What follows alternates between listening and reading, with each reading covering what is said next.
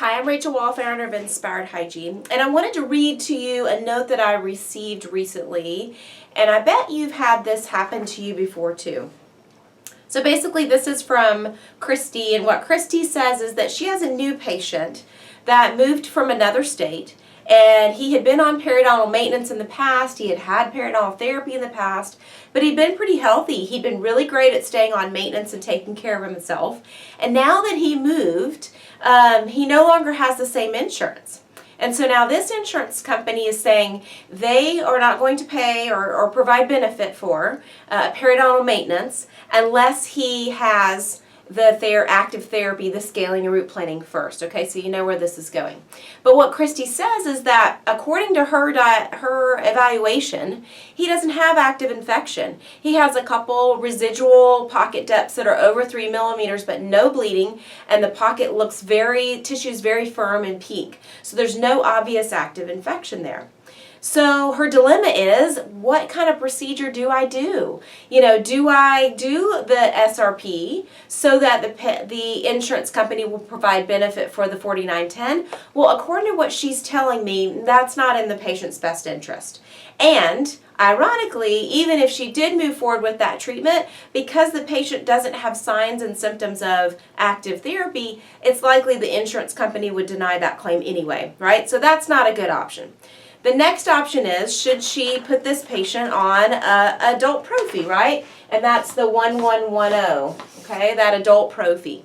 And that's one option. And perhaps that is the best option, depending on this case, right? I haven't seen this patient in particular in person, but Christy has, and she's the one that's going to need to decide along with her dentist what is in this patient's best interest, right? So this would be the prophy, right, the adult prophy. The other option is the periodontal maintenance.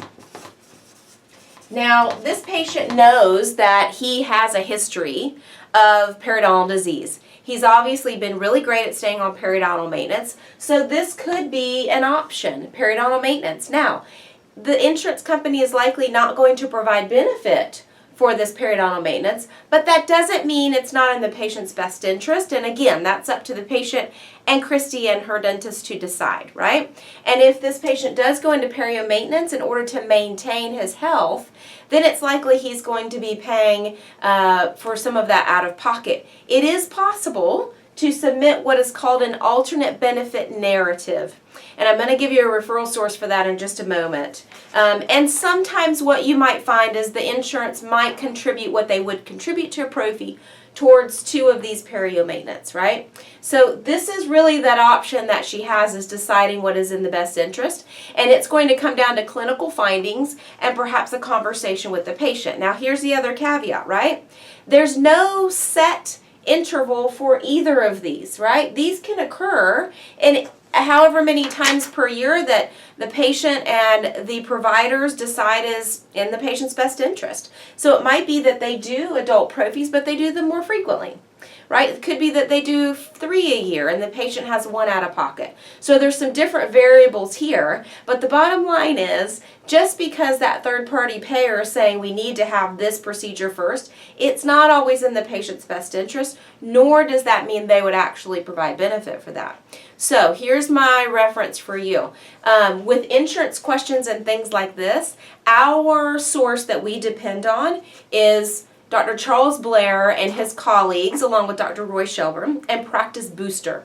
Practice Booster is a code advisor on steroids, everything you could think of, all the things to look out for in the different codes, which codes go together and which don't, what are some interval things you need to look out for. It's practicebooster.com, and if you go and check it out and you think it's something that would benefit your practice, we recommend it to all of our clients. Tell them Inspired Hygiene sent you, and they'll give you a little bit something extra. All right, so don't let this dilemma stump you. You can do this.